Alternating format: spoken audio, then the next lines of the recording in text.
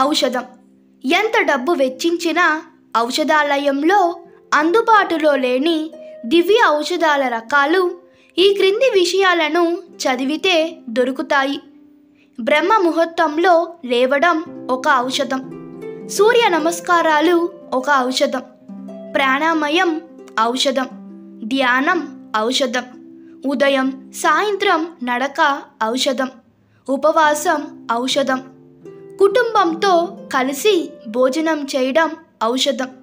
నవ్వు మరియు హాస్యం కూడా ఔషధం. గాఢ నిద్ర ఔషధం.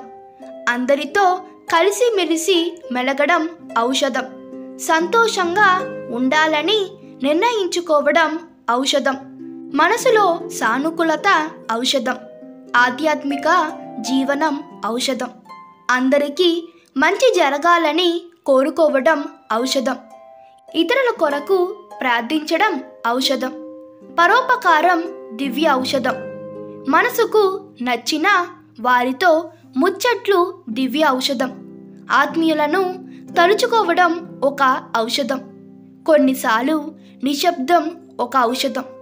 ప్రేమ ఇతరులకు పంచడం ఔషధం. ఇక చాలు అని తృప్తి చెందడం ఒక ఔషధం. ప్రతి ఒక్క మంచి మనిషితో మనసు విప్పి మాట్లాడడం దివ్య ఔషధం. ఈ ఔషధాలన్నీ పూర్తిగా ఉచితం. ఇవన్నీ ఏ మందుల దుకాణంలో దొరకవు. ఇవన్నీ మనకు మనమే సృష్టించుకోవాలి అంటే కొద్దిపాటి సమయం సాధన చేయాలి. ఈ వీడియో మీకు నచ్చినట్లయితే మీ అభిప్రాయాలు కామెంట్ తెలపండి. Please like, share and subscribe to my channel. Thank you.